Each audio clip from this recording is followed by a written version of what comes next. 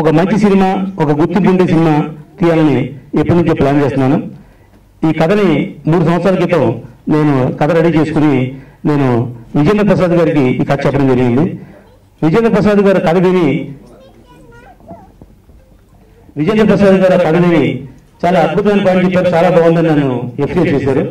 అంటే నేనేం చెప్పానంటే, సార్ ఇంత పెద్ద బడ్జెట్ సినిమా నేను చేయలేమో, కొన్ని మీరు చేయండి సార్ అన్న.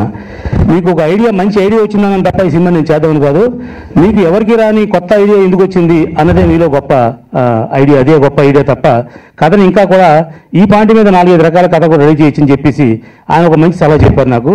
మీరు చెప్పిన కథలో చాలా డ్రై ఉంది, దానికంటే కూడా మనం ఇంకా యూత్ఫుల్గా, గ్లామరస్గా, సమాజానికి ఒక మంచి మెసేజ్ ఇచ్చేలాగా మనం సినిమా చేయొచ్చని చెప్పేసి ఆయన ఒక ఐడియా నాకు ఇవ్వడం జరిగింది. అలాగా ఈ కథ ప్రారంభమై ఈనాళ్ళకి నేను ఎప్పటి నుంచో చేద్దాం అనుకున్న ఈ కథని మా మిత్రుడు, నాకు ఎంతో ఇష్టమైన వ్యక్తి మా ఫండ్రాజ్ ఆయన చెప్పడం జరిగింది. మీరు ఏదో సినిమా డైరెక్షన్ చేస్తానంటున్నారు, ఏదో సినిమా చేసి ఒకరోజు ఆడి వెళ్ళిపోతే మీకు ఉపయోగం లేదు, మీకు పేరు రాదు.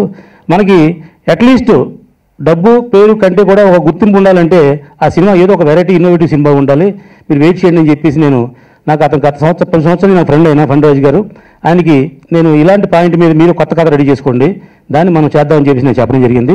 అప్పుడు ఆయన సొంతంగా ఒక కొత్త కథ రాసుకుని దీంట్లో ప్రజెంట్ సిచ్యువేషన్లో లేడీస్కి ఏం అన్యాయం జరుగుతుంది, మన లేడీస్కి మనం ఏమి సపోర్ట్ చేయగలం అన్నటువంటి పాయింట్లతోటి ఆయన ఒక మంచి కథ రాసుకుని ఆ కథని నాకు చెప్పడం జరిగింది. ఆయన మీద నా అపారమైన నమ్మకంతో ఇది నా డ్రీమ్ ప్రాజెక్ట్, దీంతో ఒక గిన్నిస్ రికార్డుకో, ఒక ఇంకా అంతకంటే గొప్ప ఆస్కార్ రికార్డుకో వెళదామన్న నా కోరిక ఇది. ఆ కోరిక ఈనాళ్ళకి మా మిత్రుడు ఫండ్రాజ్ గారి ద్వారా నాకు ఈ కోరిక తిరుగుతుంది. ఎందుకంటే అతను కూడా చాలా మంచి సెన్సిటివ్ పర్సన్, చాలా బాగా తీయడం కోసం దానికి నుంచి సుమారు 1 సంవత్సరం నుంచి రకరకాలుగా ప్రయత్నాలు చేసి రకరకాలుగా కథను రెడీ చేసుకుని డిస్కస్ చేసి ఆ సినిమాని ఈవేళ మీ ముందు ఉంచడానికి ప్రయత్నం చేస్తున్నాడు. దీన్ని నేను చెప్పా, మనం సినిమా తీసిన తర్వాత జనరల్గా నేను ఎప్పుడు ఓపెనింగ్ అనేది పెట్టనండి. ఎందుకంటే నేను ఇలా చేస్తాను అలా చేస్తానని ఓపెన్ చెప్పడం కంటే నేను ఇలా తీశాను అని ఒక ట్రైలర్ చూపించడం అనేది నా అలవాటు. ఆ విధంగా నేను చేద్దామనుకున్నాను. అయితే ఇది ఒక ఇన్నోవేటివ్ సినిమా కాబట్టి ముందుగా మా అంబికా కృష్ణ గారు కొత్తగా టీవీ అండ్ ఎఫ్డీసీకి చైర్మన్ అయ్యారు. ఆయనతోటి ఫస్ట్ ఫంక్షన్ నేనే చేయాలి అనే ఉద్దేశంతో ఆయన వేళ ఈ ఫంక్షన్కి ఆయన ముఖ్య అతిథిగా పిలిచాం. యాక్చువల్గా ఈ సినిమాని నేను మా జీవితక్ గారు, విజయనగరం గారు అండ్ ఇలా ఒక ప్రముఖ దర్శకులు ముగ్గురితోటి చేయిందాం, ఓపెనింగ్ చేద్దాం అని నేను ఎప్పుడో డ్రీమ్గా అనుకున్నాను. కానీ ఈవేళ మా కృష్ణ గారు మాకు ఎంతో కావాల్సిన ఆయన, మా వెల్విషర్, నా శ్రేయోభిలాషి, ఎప్పుడూ నన్ను ప్రోత్సహించే వ్యక్తి. ఆయన్ని ఫస్ట్ టైం నేను గౌరవించుకొని ఉద్దేశంతో ఈవేళ ఈ ఓపెనింగ్ పెడతాం జరిగింది. 25 ఏళ్ల నా కళను నిజం చేస్తున్న మిత్రుడు తుమ్మలపల్లి రామ సత్యనారాయణ గారికి మనసా వాచ కర్మణ కృతజ్ఞతలు తెలియజేసుకుంటున్నాను. ఇక నేను ఆంధ్ర యూనివర్సిటీలో 3 ఏళ్ళు డైరెక్షన్ యాక్టింగ్ కోర్స్ చేసిన తర్వాత ఫారెన్లో పనిచేసిన తర్వాత సిట్ ఫీల్డ్ గారి దగ్గర మా స్క్రిప్ట్ రైటింగ్లో, స్క్రీన్ ప్లే రైటింగ్లోను వర్క్షాప్ చేసిన తర్వాత practicality is different and theory is different అన్నది రామశేషణ గారి ఆధ్వర్యంలో నేర్చుకుంటూ చాలా కాలం నుంచి కలిసి ట్రావెల్ చేస్తున్నాం. ఈ ఐడియా వచ్చిన తర్వాత ఆయన నన్ను ప్రోత్సహించి ముందుకు కొంచెం నర్వస్గా, కొంచెం ఎక్సైటింగ్గా కూడా అన్నాను. వచ్చిన మీ అందరికీ, ముఖ్యంగా మీడియా మిత్రులకి అందరికీ కూడా కృతజ్ఞతలు. స్టేజ్ మీద ఉన్న పెద్దలందరికీ కూడా కృతజ్ఞతలు. ఇక అంటే నేను ఎక్కువ మాట్లాడడం కంటే నా సినిమా మాట్లాడితే బాగుంటుంది. ఇందాక జీవిత గారు అన్నారు, there is a slight difference between శృంగారానికిను అశ్లీలతకి ఉన్న డిఫరెన్స్ నాకు బాగా తెలుసు మేడం. డెఫినెట్గా ఇది అశ్లీలంగా అయితే ఉండదు, ఎందుకంటే ఇందులో మా అమ్మాయి కూడా యాక్ట్ చేస్తుంది. That I can assure. ఇక సినిమా విషయానికి వస్తే బటర్ఫ్లైస్ని మీరు అందరూ మంచి విజయవంతం చేస్తారని అనుకుంటూ, ఇక ఈ సినిమా గురించి ఇది 75 సంవత్సరాల తెలుగు సినీ చరిత్రలో మొట్టమొదటిసారి అందరూ ఆడవాళ్ళతో, ఆ మాటకు వస్తే సౌత్ ఇండియాలో, ఇంకా గట్టిగా చెప్పాలంటే అసలు భారతదేశంలోనే మొదటిసారి ప్రయత్నం ఉండేది. ఇప్పటివరకు ఎవరు చేయలేదు ఈ ప్రయత్నాన్ని. బహుశా ఇంతమంది స్టాల్వర్డ్స్ ఉండి కూడా బహుశా నా కోసం వదిలేశారేమో ఈ ఒక్కదాన్ని. Let us hope for the best. Thank you so much. యాక్చువల్గా రామ్ సత్యనారాయణ గారు చెప్పినట్టు ఫస్ట్ అక్క ఇలాగా అని చెప్పంగానే సరే చెప్పడం బాగానే ఉంటుంది, అది ఫైనల్గా రిజల్ట్ ఎలా ఉంటుందో ఆలోచించుకొని నన్ను పిలవండి, రేపు అది ఏమాత్రం సరిగ్గా లేకపోతే చాలా సీరియస్గా ఉంటాను నేను. అది నాతో ఓపెన్ చేయించి ఒక సినిమాని ఆడవాళ్ళని మొత్తం సినిమా మొత్తం విమెన్తో చేస్తున్నాము, ఇది విమెన్ అప్లిఫ్ట్మెంట్ గురించి ఆడవాళ్ళ గౌరవాన్ని పెంచడానికని ఇన్ని మాటలు చెప్పిన తర్వాత అందులో ఏమాత్రం తేడా వచ్చినా నేను ఊరుకోను అన్న. లేదక్క నేను చాలా కాన్ఫిడెంట్, మీరు ధైర్యంగా మిమ్మల్ని పిలుస్తున్నాను, మీరు రండి అన్నారు. ఇంతకుముందు డైరెక్టర్ గారు కూడా చెప్పినట్టుగా రొమాన్స్ లవ్ లేనిది లైఫ్ లేదు. But at the same time ఆయన అన్నట్టుగా అబ్సీనిటీ వల్గారిటీ అవసరం లేదు. అబ్సీనిటీ వల్గారిటీ లేకుండా శృంగారాన్ని చూపించవచ్చు. విమెన్ని అందంగా చూపిస్తూ కూడా శృంగారంగా చూపించవచ్చు. సో బేసికల్గా థిన్ లైన్ని చాలామంది మర్చిపోతున్నారు. సో ఇవాళ ఎవరు చూసినా వేలెత్తి చూపించే విధంగా హీరోయిన్స్ ఇట్లా డ్రెస్సులు వేసుకుంటున్నారు, లేకపోతే పాటల్లో అట్లా ఉంటున్నాయి. ఈవెన్ మాకు సెన్సార్లో కూడా ఇవి కట్ చేయాలి, ఇలాగ ఇంత మేము పోరాడాల్సి వస్తుంది. ఒక సినిమాని సర్టిఫై చేసే ముందు అంటే తీసేటప్పుడే కొంచెం ఆలోచించి ఆడవాళ్ళని గౌరవం అంటే ఆడది లేని ఇల్లు లేదు, ఆడది లేని ప్రపంచం లేదు, ఈ సృష్టి ఆడది లేకుండా లేదు. సో బేసికల్గా ఫస్ట్ స్త్రీ అన్నప్పుడు ఒక రెస్పెక్ట్ఫుల్గా ఆలోచిస్తే డెఫినెట్గా మనము స్త్రీని అగౌరవపరచలేం, లేకపోతే ఇంకొకరు వేలెత్తి చూపించే విధంగా స్త్రీ కనబడదు ఎక్కడన్నా, ఏ ఫీల్డ్ అవనివ్వండి, ఏ ప్రొఫెషన్ అవనివ్వండి, ఏ ప్లాట్ఫామ్ అవనివ్వండి. అదేవిధంగా నేను ఆడవాళ్ళకి కూడా చెప్పదలుచుకుంటున్నాను, మన మర్యాదని మన గౌరవాన్ని కాపాడుకోగలిగింది మనమే. ఫస్ట్ మన చేతుల్లో ఉంది. బయటకు వెళ్తే ప్రతి ఒక్కరు మనల్ని చూసి భయపడే విధంగా, మనల్ని గౌరవించే విధంగా, మనల్ని మర్యాదించే విధంగా మనల్ని మనం తీర్చిదిద్దుకోవాలి. మన నడవడిక అలా ఉండాలి. అలాంటప్పుడు ఎదుటివాడికి అవకాశం చాలా తక్కువ ఉంటుంది మనల్ని అవమానించడానికి. ఏదేమైనా ఈ అటెంప్ట్ చాలా చాలా గొప్ప అటెంప్ట్. ఆడవాళ్ళ గురించి అని ఒక చట్టాన్ని పెట్టినా, ఒక ఆలోచన వచ్చినా, ఏది చేసినా ఫస్ట్ ఇనీషియల్గా చాలా చాలా ఎంకరేజ్మెంట్ ఉంటుంది ఇప్పుడులాగే. But in the course of time దాన్ని ఎంతవరకు ఆచరిస్తున్నాం, అది ఎంతవరకు అంటే స్ట్రైట్ రిజర్వేషన్స్ దగ్గర నుంచి నేను మాట్లాడుతున్నాను. అది ఆచరణలోకి వచ్చేసరికి చాలా తక్కువ పర్సంటేజ్లోనే జరుగుతుంది. దయచేసి అందరూ మనసా వాచా కర్మణ అనుకుంటే ఈ రిజర్వేషన్స్ అవనివ్వండి, లేకపోతే ఈరోజు ఆడవాళ్ళు ఫేస్ చేస్తున్న ఇష్యూస్ అవనివ్వండి, అన్నిటికీ సొల్యూషన్ చాలా ఈజీగా దొరుకుతుంది. బట్ ఎవరూ కూడా ఫుల్ హార్టెడ్గా దాని గురించి వర్క్ చేయటం లేదు. ఇప్పుడు ఇంతమంది ఆడవాళ్ళు ఇక్కడికి వచ్చారు, ఇళ్లల్లో ఏమేమి ఇష్యూస్ ఉంటాయి, ఇంటికి వెళ్తే వాళ్ళు ఏమేమి ప్రశ్నలు అడుగుతారు, అడిగే ముందు ప్రతి భర్తని, ప్రతి అత్తని, ప్రతి మామని ఆలోచించుకోమని చెప్తూ, ఏదైనా చేయాలి అంటే ఈక్వల్ ఆడ మగ ఈక్వాలిటీ ఉంది, స్త్రీలకి మగవాళ్ళకి తేడా లేదని మాటలతో చెప్తే చాలదు, మనసుతో అనుకోవాలి, దాన్ని ఆచరించాలి. ఈ సినిమా రామసత్యనారాయణ గారు, ఫణి గారు చెప్పినట్టుగా ఆడవాళ్ళకి గౌరవం తెచ్చే విధంగా ఉంటుందని ఆశిస్తూ, ఉండాలని వార్నింగ్ ఇస్తూ. ఇంతకుముందు ఐటీ కారిడార్ ఉమెన్ పిఎస్ గచ్చిబౌలిలో ఉన్న, రీసెంట్లీ ట్రాన్స్ఫర్ టు మొయినాబాద్. ఈ సెన్సార్ బోర్డ్ ఇవన్నీ వచ్చాక చాలా చేంజెస్ వచ్చాయి in the cine field. Even ఇప్పుడు ఒక లేడీ పోస్టర్ ఏదైనా అబ్సీన్గా ఉండి ఏదైనా పోస్టర్ కనిపించినా any citizen of India or any person can give a complaint. అలాంటి చట్టం వచ్చింది. సో అబ్సీనిటీని ఎంతవరకు వీఆర్ స్టాపింగ్ త్రూ లీగల్ అనేది ఈ సెక్షన్లో ఒకటే తెలుస్తుంది.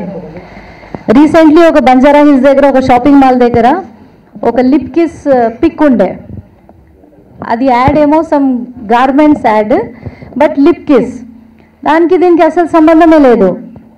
సో ఇమీడియట్లీ ఆ షాపింగ్ మాల్ ఎవరైతే ఇన్ఛార్జ్ ఉన్నారో వీ కాల్ దెమ్, అదని చెప్పాము, ఇన్ కేస్ మీరు తీయలేదనుకోండి ఇది obscene pic, this is not at all related to any garment ads.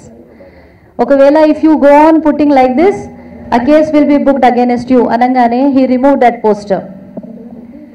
So చట్టంలో ఇలాంటి చేంజెస్ వచ్చి we're giving much importance to good things. ఇంకోటి స్టేజ్ పరంగా ఒకటి చెప్పాలనుకుంటున్నా, ఉమెన్స్ ఆర్ లైక్ తులసి మొక్క ఏదైతే ఇప్పుడు ఇస్తున్నారో, ప్రతి women is a Tulasi.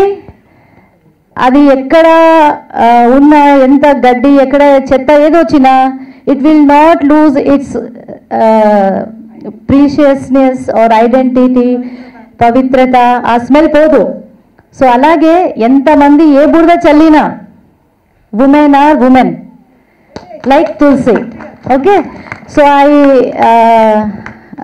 say all the best to you, sir, and hope me movie successful kavali with a message to the public.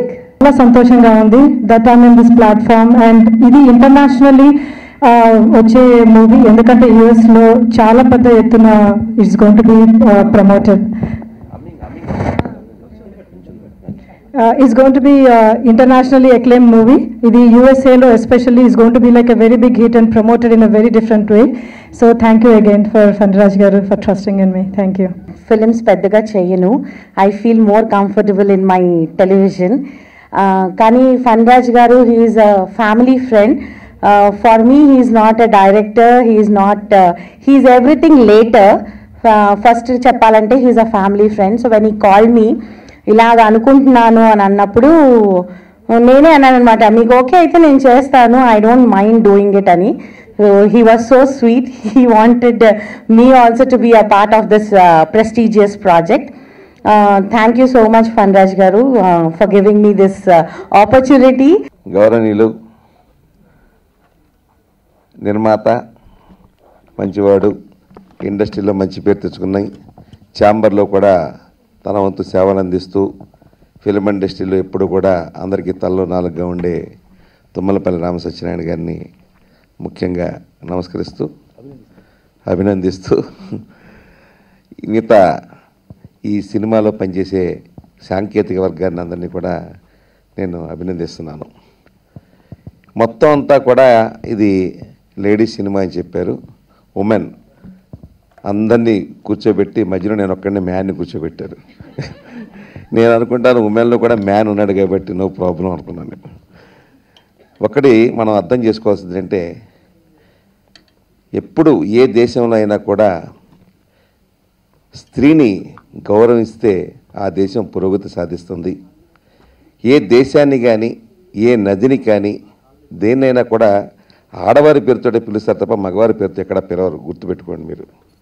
Krishna వేణి అంటారు, గోదావరి తల్లి అంటారు, నర్మదాదేవి అంటారు, ఇంకోరు అంటారు తప్ప అలాగే మన భారతదేశాన్ని కూడా తల్లితోటే పోలుస్తారు ఎవరైనా సరే. ఆడది అంటే ఆ యొక్క మాతృత్వం అనండి, లేకపోతే ఆ సోదరి భావం అనండి, ఏదైనా అనండి, ఆడదానికి ఉన్నటువంటి ఆ యొక్క ప్రాముఖ్యత, మహిళకు ఉన్నటువంటి ఆ ప్రాముఖ్యత ఎప్పుడు వేదాల నుంచి వస్తూ ఉంది. సరే, ఇన్ని సినిమాలు తీశారు, 75 సంవత్సరాల సినిమా చరిత్ర అయింది అని చెప్పి ఇప్పుడు చెప్తున్నాడు మన తుమ్మలపల్లి. ఇంతవరకు ఎవరో కూడా టచ్ చేయలేదని జీవిత గారు కూడా నాకు చెప్పారు. నాకు అదే ఆశ్చర్యం అయిపోయింది. ఇందాక జీవిత గారితో మాట్లాడుతుంటే కేవలం మహిళలతోటి ఇంతవరకు ఎవ్వరూ కూడా సినిమా చేయలేదు, ఇదే ఫస్ట్ టైం అండి అని చెప్పేసి ఆవిడ కూడా చెప్పారు. ఇది చాలా కొత్త విషయం, గొప్ప విషయం కూడా.